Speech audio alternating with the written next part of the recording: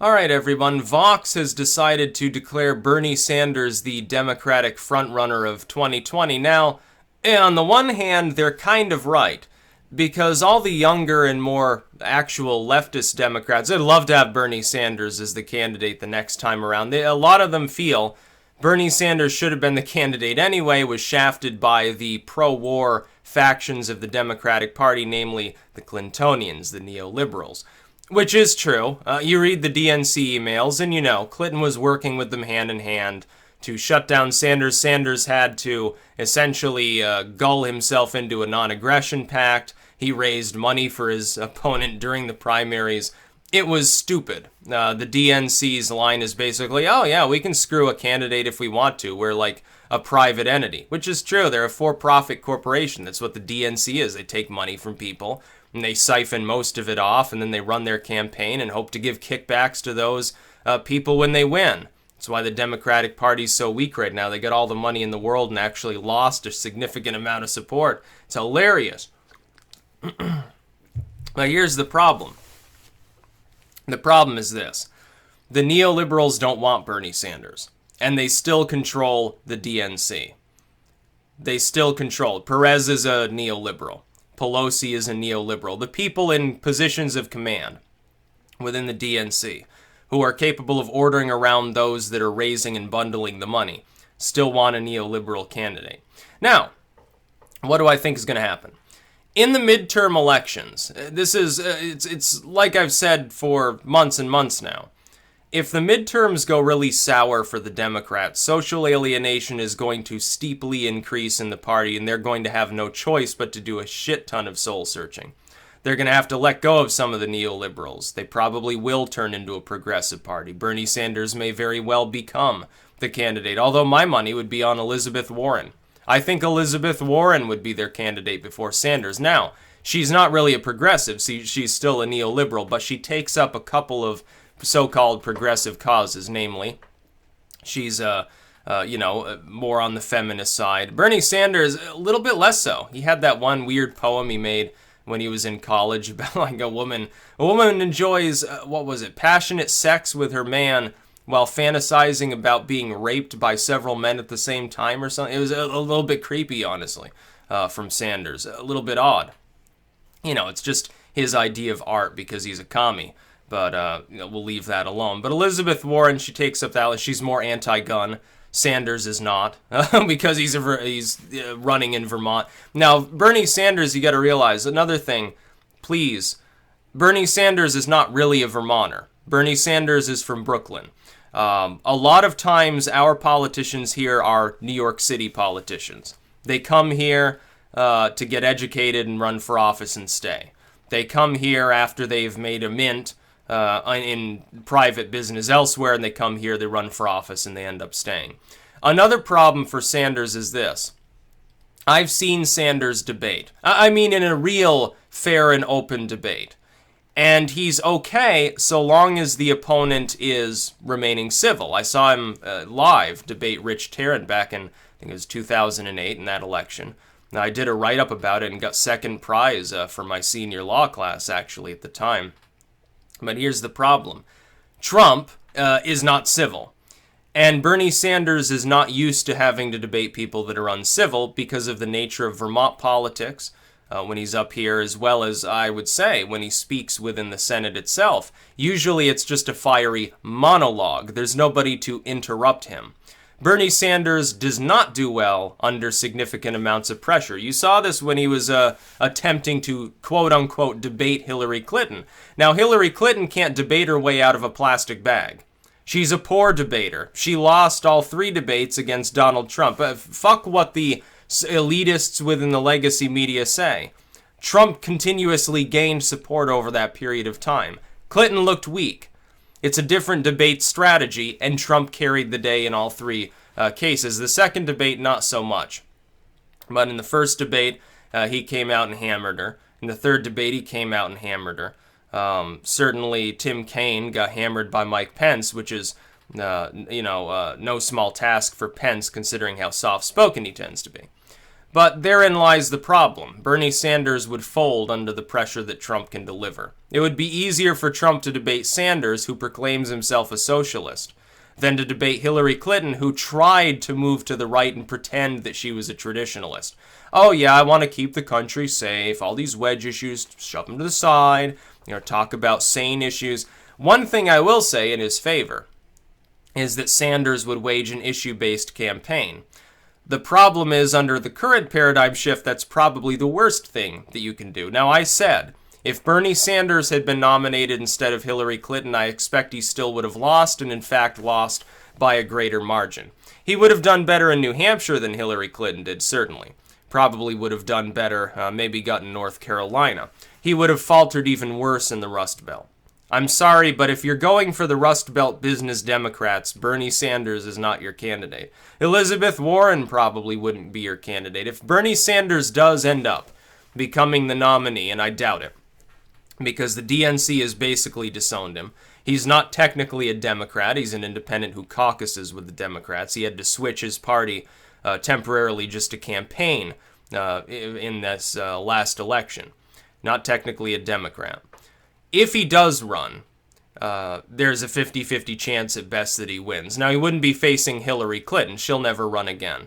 Who would he be facing, though, is the big question. They'll have at least one dedicated pro-war neoliberal who'll be just like Hillary Clinton. They'll probably have a couple other throwaway candidates who are there just for show, and then it would be Bernie Sanders. Bernie Sanders can certainly capitalize upon the younger and white Democrats, the problem being those two are declining numbers. A lot of younger individuals now are finding third parties more favorable, or they're even becoming Trump Republicans. We see this online on a regular basis. There is a massive, probably plural millions of people that won't publicly say they like Trump. In private, in an anonymous online forum, they say that they love him and that they wish he would be even further right in some cases. The alt-right has garnered a youth appeal. The alt-light has. Libertarianism certainly has. The Green Movement, which is further left than Sanders, certainly has.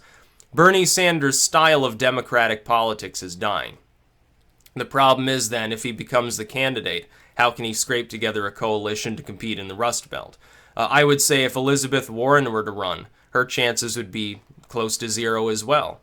Oddly enough, the Democrats, to undercut somebody like Trump, if they're smart, they choose a candidate who is a Jim Webb-style business Democrat, somebody who is focused on unions and the middle class, doesn't even talk about wedge issues, isn't going to go after any guns, has never had a track record of doing so. Someone like Tulsi Gabbard maybe would come to mind as a potential candidate. Her name's been thrown around a lot. I think that's, yeah, she'd have a decent shot if she ran. No going after the guns, no racial wedge issues, no sex-based wedge issues, no pandering on gay marriage that the Democrats didn't even lead the fight on. They took a backseat until very recently.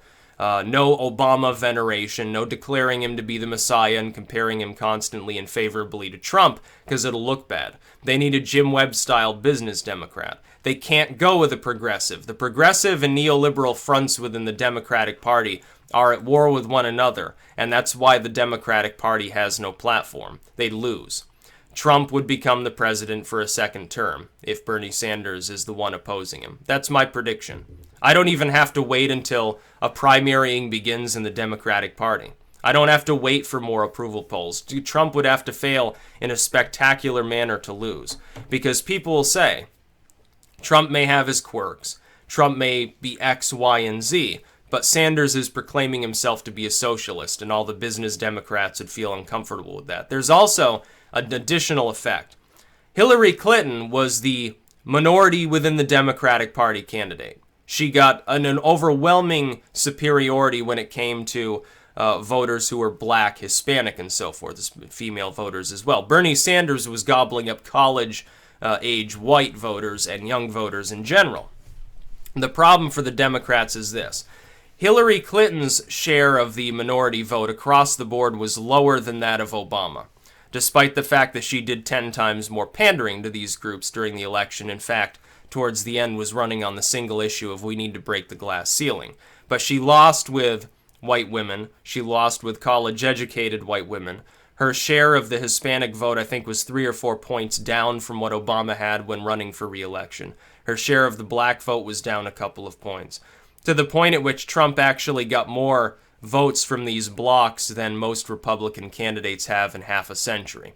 That being said, if you take someone who is apparently even less appealing to minority voters like Bernie Sanders, put him in front of Trump, you could complete the paradigm shift and end up with Hispanic voters choosing Trump or something like that.